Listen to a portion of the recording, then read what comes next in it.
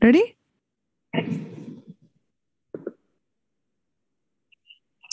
Hello, everyone. A very good morning to all of you. Welcome to the Law Entrance channel of Adda 24/7. आप सबका बहुत बहुत स्वागत है।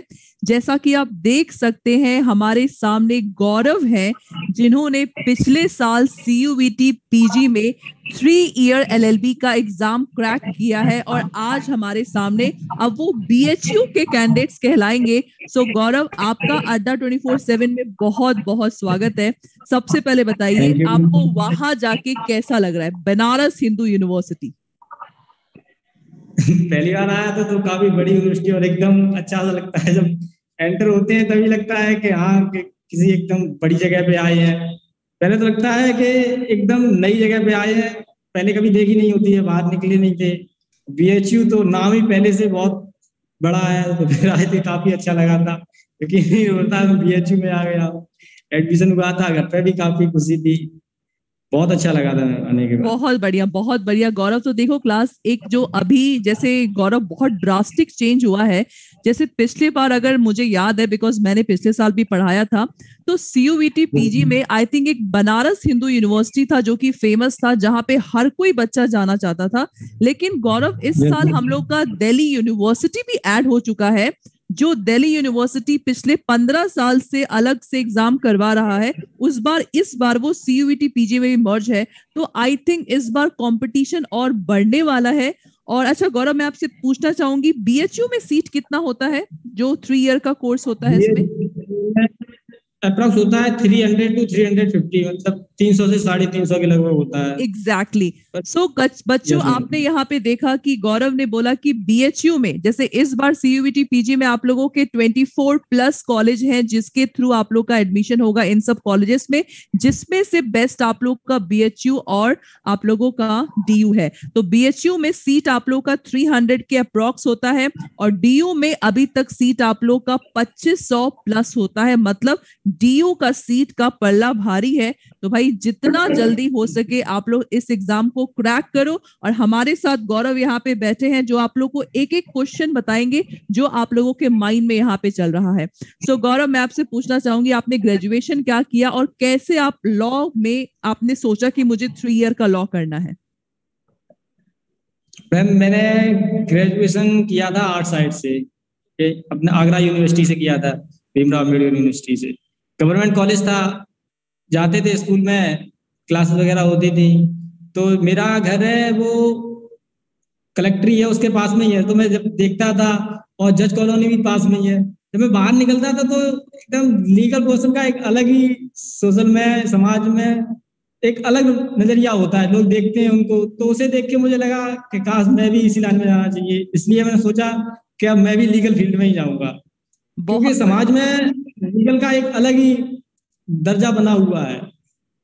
ओके, बहुत बढ़िया गौरव। देखो गौरव, आपकी तरह ही ना यहाँ पे जितने भी सेशन देख रहे हैं, सबसे पहले तो भाई आप लोग इस सेशन को जितना हो सके लाइक करिए, जितना हो सके शेयर करिए, और जो भी क्वेश्चन हो आप लोग कमेंट बॉक्स पे जरूर यहाँ पे पूछिए।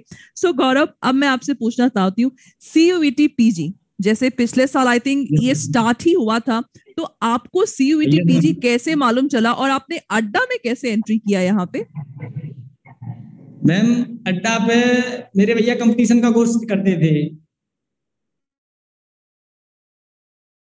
तो उसमें एक एड्रेस नोट जैसे CUET का आया था नोटिस, तो आपका देखा था, भैया चला रहे थे। मैंने, भैया ने बोला कि CUET में तुमने फॉर्म फिलअप किया है तो अड्डा से देख ले। मैंने ठीक है देख लेते हैं। तो लीगल का पोर्शन आप भी उठा दिया, आपसे ही मैंने पहला वीडियो देखा था आपका। तो मुझे लगा कि मैं इससे बढ़िया लीगल कहीं नहीं पढ़ सकता हूँ, तो आपको वहां से ज्वाइन कर लिया था। इसलिए भैया ने बोला, फिर मैंने देखा, फिर आपको ज्वाइन ही कर लिया था। YT सेशन देता देखता था और परचेज नहीं किया था कोर्स, YT सेशन से ही काफी हो जाता था। सोचता और बुक ले ली थी, एक बुक से रीड आउट कर लेता, आप लास्ट में क्वेश्चन वगैरह करा दी थी, वहां से कंफ्यूजन क्लियर हो जाता था। और YT सेशन ही सफिशियंट होता है, अगर अच्छे ढंग से उतना भी पढ़ लो तो भी। बहुत बढ़िया, बहुत बढ़िया। तो यहाँ पे गौरव ने बोला है कि जो CUET चैनल पे आप लोग का जो YT सेशन दिखाया जाता है और लॉ एंट्रेंस के चैनल पे जो YT चैनल दिखाया जाता है, अगर स्टूडेंट उसको भी देख लेना तो आप भी देख सकते हैं गौरव की तरह आप भी क्लासरूम, जो कि BHU का मुझे क्लासरूम लग रहा है गौरव, एम आई राइट? यस सर, क्लासरूम या हॉस्टल में तो काफी उधर वगैरह होता है, इसलिए मैंने सोचा क्योंकि नहीं वो चलो, बंद नहीं करेंगे कितना भी उनसे बोलो, तो चलो मैंने बहुत कहा बहुत थोड़ा बढ़िया गौरव, बहुत काम मतलब बताओ अच्छा लग रहा है कि भाई तो। हम लोगों का कैंडिडेट जो कि यहाँ पे टीचर एक ट्रस्ट, मतलब एक बच्चा जब आता है ना तो टीचर पे ट्रस्ट करता है, और उसी ट्रस्ट को हम यस लोग हमेशा मद्देनजर रखते हुए पढ़ाते हैं, और सक्सेस पाते ही आप एक खिले खिले से नजर आते हैं, जैसा कि आप गौरव आप लोग के सामने यहाँ पे नजर है। सो गौरव, अब ये एक क्वेश्चन मेरा है, जैसे सीयूईटी पीजी में बच्चों को सिलेबस को लेके बहुत कंफ्यूजन रहता है कि मैम ये एंट्री है लॉ का, बट मैम लीगल नहीं आता, क्या ये सच है गौरव? पिछली बार तो नया नया था, इसलिए शायद नहीं आया होगा कि सारी यूनिवर्सिटी को इमर्ज कर दिया था, अधिकतर यूनिवर्सिटी को तो पता नहीं हुआ। सिलेबस एनटीए कराता है, एनटीए का कुछ अलग ही होता है। तो पिछली बार तो नहीं था, इस बार भी शायद चेंज नहीं हुआ है, वही है। अगर वही है तो लीगल पोर्शन नहीं आया था पिछली बार। सिलेबस आता है, कंप्यूटर ऐड कर दिया था। कंप्यूटर एक नया सब्जेक्ट है। कंप्यूटर है, मैथ है, रीजनिंग है, जीके है, जीएस है, करंट है, और इंग्लिश और हिंदी में लैंग्वेज चूज करने के लिए आती है। क्वेश्चन पेपर दोनों में आता है, हिंदी में भी आता है, इंग्लिश में भी आता है। जिसमें आप चूज चाहो उसमें कर सकते हो। क्वेश्चन पेपर ठीक ही आता है, दो ओके चार ओके, मतलब चार पांच क्वेश्चन आता है हर एक उसका सब्जेक्ट का। अच्छा अच्छा, जैसे गौरव हमें याद है कि सीयूटी पीजी में आप लोग के 100 क्वेश्चंस आते हैं, एक क्वेश्चन आपका 4 मार्क्स का होता है, और नेगेटिव -1 नेगेटिव मार्क्स होता है।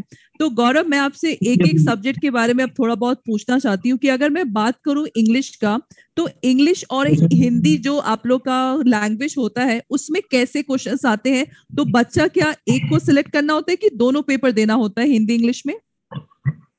नहीं मैम, आप एक सेलेक्ट कर लो। लैंग्वेज का ऐसा पोर्शन आता है कि अगर आप हिंदी में चूज करोगे तो आप हिंदी चूज कर लो, इंग्लिश का चूज नहीं करना है आपको। और अगर आप इंग्लिश चूज कर रहे हो तो इंग्लिश में ही आप चूज कर लो।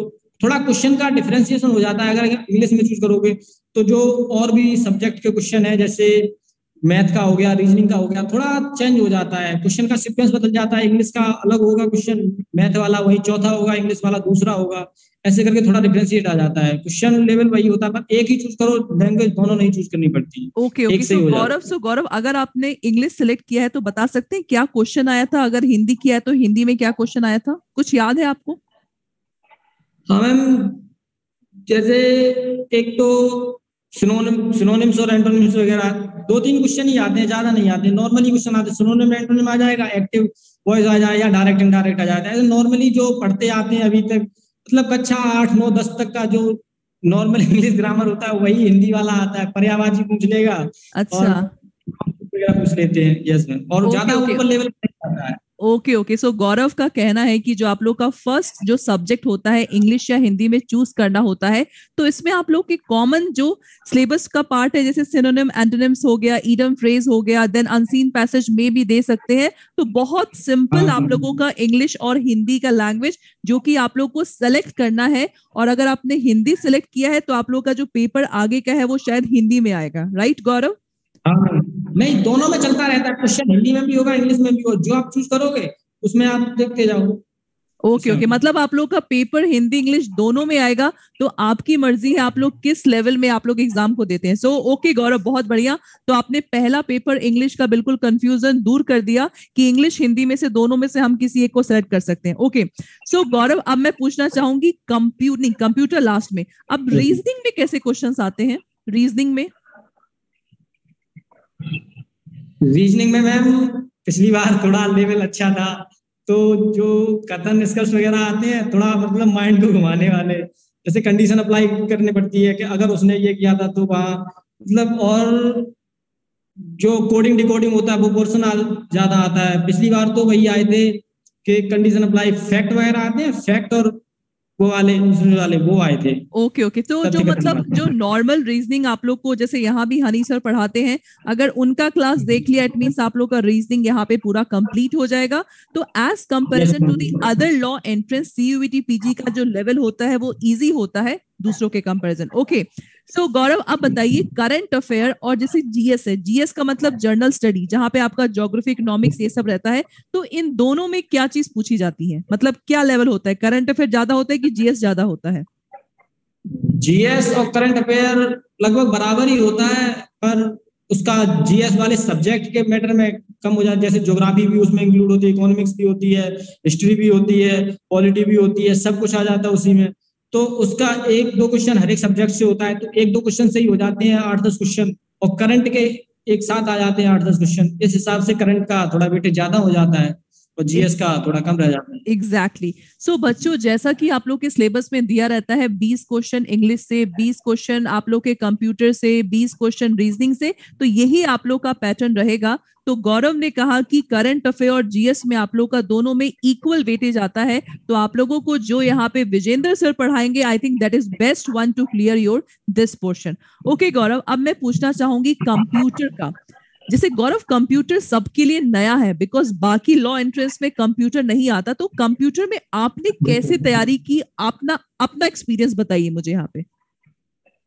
मैंने मैम कंप्यूटर, पहले तो घर पे कंप्यूटर था, मतलब चलाता आता रहता था, तो और स्कूल 12th तक बढ़िया गया था, नवोदय से पढ़ा था, तो कंप्यूटर वेटर कोई वो नहीं था, चला लेता था। तो भाई जैसे ही बाहर निकला नवोदय के, तो सोचा कि कंप्यूटर में जैसे एक CCC का होता है कोर्स करने के लिए, उसके बाद वो लेवल का कोर्स करने के लिए, तो मैंने CCC की जब एग्जाम दिया था उससे मैंने कंप्यूटर पढ़ लिया था। फिर उससे जैसा पढ़ा था, अगर आपने उतना ही पढ़ा है तो उससे ही क्रैक हो जाता है एग्जाम, आपको अलग से नहीं पढ़ना पड़ेगा। कंप्यूटर का बेसिक क्वेश्चन आते हैं, बस ये जो पहले चलता था माइक्रोसॉफ्ट, उसकी जगह पे एक नया लिनक्स आ गया है। ओके ओके, लिनक्स को पढ़ना पड़ेगा, लेकिन लिनक्स से ज्यादा क्वेश्चन आता है। तो अगर मैं गौरव, अगर मैं 2 महीने में तैयारी करना चाहूँ तो 2 महीने में कंप्यूटर तैयार हो जाएगा मेरा? काफी बहुत ज्यादा है, 2 महीने में बहुत ज्यादा, अगर अच्छी ढंग से पढ़ेगा तो 1 महीने में पूरा कंप्लीट हो जाता है। That's great. ज्यादा जो बहुत बढ़िया। सो जो भी यहाँ पे बच्चे हैं कंप्यूटर से घबरा रहे हैं, तो कंप्यूटर से घबराइए मत, बिकॉज आपका 2 महीने में कंप्लीट हो जाएगा। ओके सो गौरव, अब मैं अपने सब्जेक्ट की बात करूंगी। लीगल में क्या आया था? लीगल में मैम पिछली बार तो कुछ भी नहीं आया था। लीगल जितना पढ़ा था, बस पढ़ने के बाद अच्छा लगता है, नई चीज सीखने को मिलती है कि ये भी होता है समाज में, हमें कुछ भी पता नहीं है, ये करेंगे तो ये कोई हमारे साथ ऐसा करता है तो क्या हुआ। लीगल पढ़ने में काफी एकदम नई चीज मिलती है कि ये भी होता है और हमें कुछ पता ही नहीं है, हमारे साथ ये सारे राइट्स हैं और हम कुछ नहीं जानते, हमें लोग ऐसे ही बनाते रहते हैं कि तुम ये हो। एग्जैक्टली लीगल आया नहीं था, बहुत अच्छा लगता है लीगल पढ़ने के बाद। अच्छा भले ही अगर उसमें ना आए, पर हाँ बोलो। अगर आप यहाँ आओगे, जैसे LLB करने के लिए आओगे, तो आपको मेरे हिसाब से बेयर एक्ट अभी से धीरे धीरे प्रिपेयर करने के चलना चाहिए। बेयर एक्ट पे अगर कमांड है तो उतना अच्छा आप LLB में कर सकते हो आगे, क्योंकि जो भी पढ़ाया जाता है वो बेयर एक्ट पे बेस पे, फिर बेयर एक्ट से ऊपर लेवल जाना पड़ता है।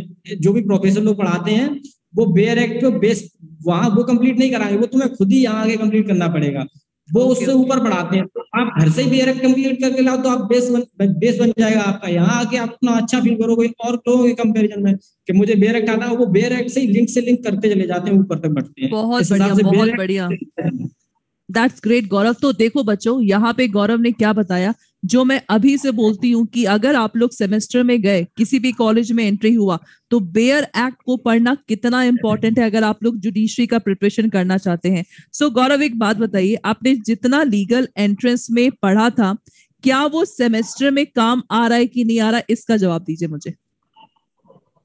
मैम ऐसा लग रहा है कि जो वहां पढ़ा था वही यहाँ पढ़ रहा हूँ, बस थोड़ा ये होता है उसका लेवल थोड़ा बढ़ जाता है, केस लो बढ़ जाते हैं और उसका जो लिंकिंग होता है वो बढ़ जाता है। एंट्रेंस के लिए तो बस थोड़ा थोड़ा पढ़ना पड़ता है, यहाँ तो इतनी मोटी मोटी किताबें वो रीड आउट करनी पड़ती है, क्यों लीगल का वही है, हर एक टॉपिक में एक आर्टिकल में एक सेक्शन में बहुत सारे केस हैं और उससे केस से रिलेटेड जजमेंट है, क्या चेंजमेंट हुआ है वहां से लेके अब तक क्या चेंजमेंट होते आए हैं। तो हर एक केस में कुछ ना कुछ नया ही मिलता है देखने को, जुडिशरी चेंजमेंट करती रहती है कंडीशन के हिसाब से, तो वो चीज सब नई नई मिलती है। और जो मतलब वहां पे बेस बन जाता है, जो भी कंपटीशन की तैयारी कराते हैं आप लोग, आपका जैसे हुआ था तो आप नॉर्मली कराते हैं, पर उससे ज्यादा ही पढ़ना पड़ता है यहाँ पे। बस वो ऐसा लगता है कुछ तो पढ़ा है पहले से। एग्जैक्टली जब आते हैं तो बिल्कुल। सो गौरव, मैं भी यहाँ के बच्चों को यही कहना चाहती हूँ कि भले ही आप लोगों का यहाँ पे जो सिलेबस है लीगल नहीं है, लेकिन इसका ये मतलब नहीं कि लीगल को आप लोग मत पढ़िए। देखो गौरव, जो कि अभी बीएचयू में बैठा है, लॉ कर रहा है, उसी का वर्डिंग है कि मैम जो आपने यहाँ पे बेस बनाया है वही बेस अब हम लोग को कॉलेज में थोड़ा और एक्सपैंड वे में पढ़ना पड़ रहा है। तो इसीलिए बच्चों, एटलीस्ट आप लोग लॉ एंट्रेंस का प्रिपरेशन कर रहे हैं, तो जो भी यहाँ पे टीचर आपको पढ़ाता है वो सब चीज आप लोगों को यहाँ पे देखना है। तो जैसा कि आप सबने देखा कि यहाँ पे गौरव ने अपना पूरा हिस्ट्री, सक्सेस हिस्ट्री बताया कि कैसे उन्होंने एंट्री किया, कैसे सिलेक्शन हुआ, और आज यहाँ पे हम लोगों के सामने बीएचयू के एक बहुत ही, आई थिंक इतना बड़ा बड़ा क्लासरूम है गौरव, जो कि दिख रहा है मुझे, आप सब भी देख सकते हैं यहाँ पे जो भी कैंडिडेट्स है। सो अगर आप लोगों को यहाँ पे एंट्री करना है तो जैसा गौरव ने चीज बोला है उस चीज को फॉलो करो। एटलीस्ट वाईटी सेशन देखो, वाईटी सेशन से समझ में ना आए तो आप लोगों का डिटेल सिलेबस में पेड बैच बना है, आप लोग पेड बैच में भी जाके सिलेबस को देख सकते हैं। सो गौरव, एक लास्ट क्वेश्चन आपसे कि आप जो अभी अपकमिंग स्टूडेंट्स हैं, जैसे इस बार डीयूबी ऐड है, तो आप उन स्टूडेंट्स को, सपोज मैं नहीं हूं तो आप क्या कहना चाहोगे उन लोग को? अपने लेवल पे इनको बोलो कि क्या करना है उनको। 2 महीने बाकी हैं, तो 2 महीने में कैसे प्रिपरेशन करें वो लोग, बताइए। पढ़ना तो पड़ेगा मैम। जैसे कुछ लोग होते हैं कंपटीशन के बाद, जैसे इंटर ग्रेजुएशन हो जाता है, ग्रेजुएशन के बाद घर से बाहर रहते हैं कुछ लोग घर पे रहते हैं। मेरा क्या था, मैं घर पे ही रहता था, पर घर वाले, मेरा मतलब सिटी में घर बना था, उससे रहता था, तो वहां पे रहता था, घर वाले नहीं रहते थे वहां, हम लोग भाई भाई रहते थे, भाई ड्यूटी चले जाते थे। और तो जब मैं रहता था तो जो भी काम करता था, पढ़ता रहता था तो पढ़ता रहता था। जैसे अगर मैंने कोई क्लास ले लिया है, क्लास लेने के बाद नोट्स भी बना लिए, रीड आउट भी कर लिया, अब मैं कोई काम कर रहा हूँ, जैसे कपड़े ही घड़ी तय कर रहा हूँ या फिर किचन में कुछ काम कर रहा हूँ, तो वीडियो चला के रख लिया। वो एक तो मैंने पढ़ा हुआ है, फिर उसको वीडियो भी सुन रहा हूँ, तो वो माइंड में रिकॉल होता रहता है सब कुछ। उससे क्या होता है, वो चीज और अच्छी तरीके से आपका क्लियर हो जाता है। कोई भी बाहर जाते हैं तो लीड लगा लो, चालू कर लो क्लास। थोड़ा अगर आप 2 बार पढ़ रहे हो तो थोड़ी स्पीड बढ़ा दो, और अच्छा समझ में आएगा, जल्दी जल्दी होता जाएगा, टाइम वेस्ट नहीं होता। और जहां भी हम जाते हैं तो ये लगता है कि चलो हमने टाइम वेस्ट नहीं किया, क्लास तो हमारा एक हो गया ना। कुछ ना कुछ पढ़ते रहना चाहिए। सबसे जैसे ही टाइम मिले, लीगल पढ़ लो, मैथ पढ़ लो, रीजनिंग पढ़ लो। सबसे बड़ा ये होता है कि एक चीज पढ़ते रहने तो बोरिंग हो जाती है, चेंजमेंट कर लेना चाहिए। सुबह सुबह याद करने वाली चीज पढ़नी चाहिए, और जैसे नाइट में गाना बजा लो, मैथ लगा लो, रीजनिंग है। सबसे सबसे अच्छा तो है मैथ और रीजनिंग। मेरे हिसाब से है कि अगर आप किसी के सामने लगाते हो बैठ के, जैसे फ्रेंड वगैरह हैं, आप साथ में बैठोगे तो ये लगेगा कि कहीं वो मुझसे पहले ना आंसर निकाल के दे दे, तो कंपटीशन रहता है कि उससे पहले मैं अभी निकालूंगा। तो उसका वेटेज तुम्हें फायदा वहां मिलता है जहां एग्जाम में बैठे होते हैं, क्योंकि वहां से तुमने प्रैक्टिस किया है कि जल्दी करने का, आंसर लाने, और वहीं फिर तुम्हें हमें एडवांटेज मिलता है क्वेश्चन पेपर जब सॉल्व करते हैं पेपर में, क्योंकि वहां हम जल्दी कर देते तो टाइम मिल जाता है हमें, अच्छा आराम से, और जो क्वेश्चन होते हैं वो अटेम्प्ट हो जाते हैं अच्छी तरीके से। ओके सर, गौरव एक लास्ट क्वेश्चन, क्या मैथ्स भी आता है क्या? इसमें कितने क्वेश्चन मैथ्स के आते हैं? मैथ आता है ठीक ठाक आ जाता है, जैसे 4-5 क्वेश्चन मैथ का आएगा, 4-5 क्वेश्चन रीजनिंग का आ जाता है। ओके, ठीक ठाक आ जाता,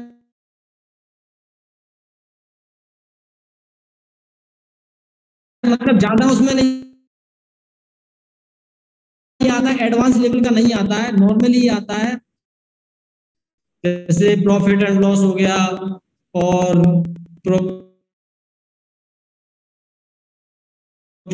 आता, नॉर्मली क्वेश्चन आता है, लेवल पे नहीं आता। ओके, बहुत बहुत बढ़िया गौरव। सो गौरव, आपका बहुत की टीम की तरफ से आपको वहां का क्या माहौल है? बिकॉज बीएचयू को शायद गौरव एक जुडिशरी का कोटा कहा जाता है, कोटा ऑफ जज, is that right? Yes ma'am. क्या है ऐसा? टीचर लोग पढ़ाते हैं, तो वो अभी से हमारा फर्स्ट सेमेस्टर ही है, अभी तक एग्जाम भी नहीं हुआ है, तो जब मिड टर्म हुआ था उसी लेवल से वो लेके आ रहे हैं। जब अभी से ऐसा, अभी तक तो हमारा सेमेस्टर नहीं हुआ, मिड सेमेस्टर हुआ था एग्जाम, तो मिड सेमेस्टर के बाद ही कुछ टीचर लोग, तो जैसे कॉन्ट्रैक्ट का क्लास चलता है, तो कॉन्ट्रैक्ट में जो प्रोफेसर हैं वो खुद ही जुडिशरी लेवल के कर चुके हैं, उसके बाद प्रोफेसर लेवल पे आए हैं, वो खुद मतलब जुडिशरी का पोस्ट छोड़ के आए हैं, तो उन्हें पता है कि कहाँ पे क्या होता है। एकदम अच्छा खासा लेवल है, सारे लोग पीएचडी के बाद भी 20-20, 25-25 साल का एक्सपीरियंस है। कुछ लोग तो एनएलयू से पढ़ा, जो कॉन्स्टिट्यूशन के टीचर हैं वो तो एनएलयू से पढ़ा के आए हैं, वहां भी उन्होंने पढ़ाया था। और अभी जो नेपाल का कॉन्स्टिट्यूशन बना था कुछ समय पहले, तो इंडिया की तरफ से उन्हें रिकमेंड किया गया था नेपाल के कॉन्स्टिट्यूशन के लिए। That's great. मतलब बीएचयू में छोटा बड़ा नहीं, बहुत बहुत बड़ी हस्ती है। उनके अगर आप संपर्क में आओगे तो ऐसा लगेगा कि हाँ, बाहर कुछ भी नहीं है, यहाँ आके पता पड़ रहा है कि बाहर कुछ नहीं, जो कुछ है यहीं पे है। कुछ टीचर तो अभी से कॉन्ट्रैक्ट का क्लास चलता है, तो जो भी जुडिशरी के लेवल पे प्री में मेंस में क्वेश्चन वगैरह आते हैं, एक टॉपिक कंप्लीट हो गया, सिलेबस खत्म हो गया, उसके बाद बोल देते हैं कि आपको प्रिपेयर करके आना है। फिर वही क्वेश्चन पेपर लेके आके क्लास में डिस्कशन करते हैं कि देखो जो भी तुमने पढ़ा है, तो वही क्वेश्चन जुडिशरी लेवल पे पूछा जाता है, ये सारे क्वेश्चन है। तो वो मतलब क्लास में बताते हैं, तो उससे खुद ही एक मोटिवेशन मिलता है कि हमें मतलब जुडिशरी लेवल का ही पढ़ाया जाता अभी से ही, बाद में नहीं पढ़ना पड़ेगा, अभी से तुम्हारा बेस बनते हुए चल रहा है जुडिशरी के लिए। दैट्स ग्रेट गौरव, ये आपने बहुत बढ़िया बात कही। ये मैं पहले से भी बोलती थी, चाहे आप लोग का इलाहाबाद यूनिवर्सिटी हो, चाहे बीएचयू हो, इन सब कॉलेजेस में क्यों फेमस है, जैसा कि प्रोफेसर का आपने गौरव के मुंह से सुना कि क्या इन लोग का क्वालिफिकेशन है, कितना एक्सपीरियंस है। सो बच्चों, अगर आप लोगों को